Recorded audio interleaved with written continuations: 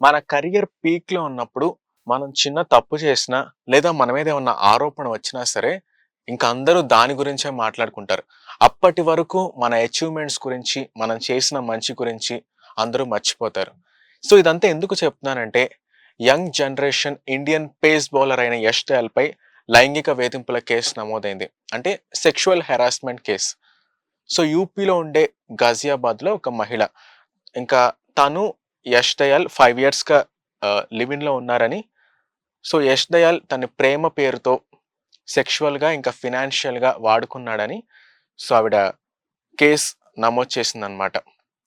So, ఏంటంటే ఆవిడ మొదటిగా జూన్ 14న విమెన్ హెల్ప్ లైన్‌కి ఆవిడ కాల్ చేసి కేస్ గురించి చెప్దాం అనుకుంటే అప్పుడు రెస్పాండ్ అవ్వలేదు. సో, ఆవిడ ఏం చేసిందంటే డైరెక్ట్‌గా సీఎం సెక్రటరియట్‌కెళ్ళి, ఉత్తరప్రదేశ్‌లో ఉండే సీఎం సెక్రటరియట్‌కెళ్ళి అక్కడ కంప్లెయింట్ ఇచ్చిందనమాట. సో, అప్పుడు ఏమైందంటే ఇంకా ఆ కేస్‌ని గవర్నమెంట్ సీరియస్‌గా తీసుకొని ఈ నెల అంటే జూలై 6న యష్ దయాల్ మీద కేసు నమోదు చేశారు. యాక్చువల్లీ ఏంటంటే ఆ అమ్మాయి దగ్గర ఎవరైతే ఉన్నారో అన్ని ప్రూఫ్స్ కూడా ఉన్నాయన్నమాట. With proofs. ఏంటంటే ఆ స్క్రీన్ షాట్స్ కానీ, కాల్ రికార్డింగ్స్ కానీ, ఆ వీడియో ప్రూఫ్స్ కానీ అన్నీ ఉన్నాయి. అంటే యష్ దయాల్‌కి వ్యతిరేకంగా ఆ ప్రూఫ్స్ కూడా ఉన్నాయని ఆవిడ ఎక్స్ అకౌంట్ ద్వారా చెప్పుకొచ్చారు. అయితే ఏంటంటే యష్ దయాల్ గురించి కొన్ని నిజాలు కూడా చెప్పారన్నమాట.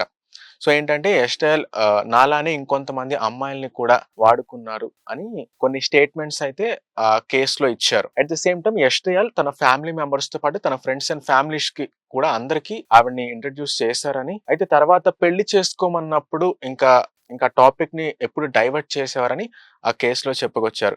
At the same time complaint ఇచ్చిన తర్వాత కూడా యష్ దయాల్ నుంచి చాలా ప్రెషర్, ఫిజికల్‌గా కూడా, మెంటల్‌గా కూడా చాలా ప్రెషర్ చేసేవారని ఆవిడ చెప్పుకొచ్చారు. అయితే ఏంటంటే సో, ఈ నెల 6న సో, పోలీస్ స్టేషన్‌లో ఈ డీఎస్‌పీ నిమిష్ పాటిల్ ఆయన కంప్లెయింట్ తీసుకున్నారు. అయితే ఇప్పుడు అలహాబాద్ హైకోర్ట్ ఏంటంటే సో, స్టే విధించింది. ఎందుకంటే సో, ఈ పిటిషన్‌కి కౌంటర్ పిటిషన్‌గా యష్ దయాల్ మళ్ళీ ఏసారనమాట. సో, ఏంటంటే తదుపరి విచారణ జరిగేంత వరకు యష్ దయాల్‌పై అతన్ని అరెస్ట్ చేయొద్దని అలహాబాద్ కోర్ట్ అయితే సో, మొత్తానికి చెప్పిందనమాట. సో, యష్ దయాల్ ఏంటంటే అతను 2022లో గుజరాత్ టైటన్స్ ద్వారా ఐపీఎల్‌కి ఎంట్రీ ఇచ్చి 2025లో ఆర్‌సీబీకి అంటే ఆర్‌సీబీ విజయానికి వన్ ఆఫ్ ద కీ పర్సన్‌గా కూడా యష్ దయాల్ ఉన్నారనమాట. సో, ఏంటంటే అంత అచీవ్ చేసిన తర్వాత తన కెరియర్ పీక్‌లో ఉన్నప్పుడు ఇలాంటి ఆరోపణ రావడం అనేది నిజంగా అంటే ఇది ఆరోపణ లేదా అతను నిజంగా చేశాడనేది విచారణలో తెలియాల్సి ఉంది. సో, అప్పటి వరకు మనం ఎవరిని నిందించలేం, ఎవరి మీద నిందలు వేయలేం.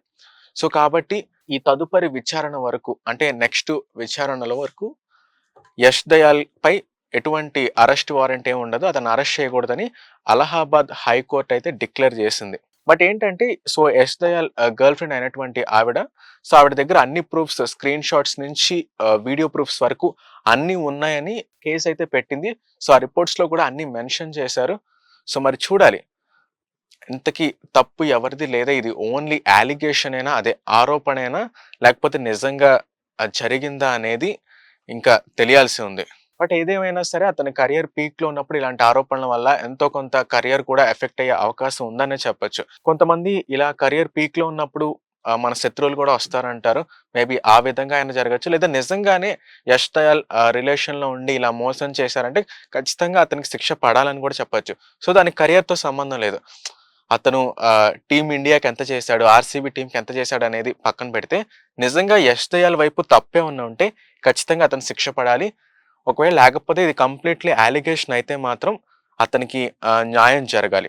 సో, అంటే కోర్టు విచారణ చేసేంత వరకు మనం ఎవరి మీద నిందలు వేయలేం కాబట్టి, సో, ఇప్పుడు మనం ప్రెజెంట్ కేస్ గురించే మాట్లాడుకోవాలి కాబట్టి, సో, ఈ కేస్ గురించి చెప్పడం జరిగింది. సో, యూపీ గవర్నమెంట్ ఈ కేస్‌ని సీరియస్‌గా తీసుకుంటది అనుకుంటున్నాను. ఎందుకంటే మహిళలకి సంబంధించిన కేస్ కాబట్టి ఇది ఖచ్చితంగా సీరియస్‌గా తీసుకోవచ్చు. సో, చూడాలి తదుపరి విచారణకి ఏం జరుగుతుందనేది ఖచ్చితంగా వేచి చూడాల్సిందే.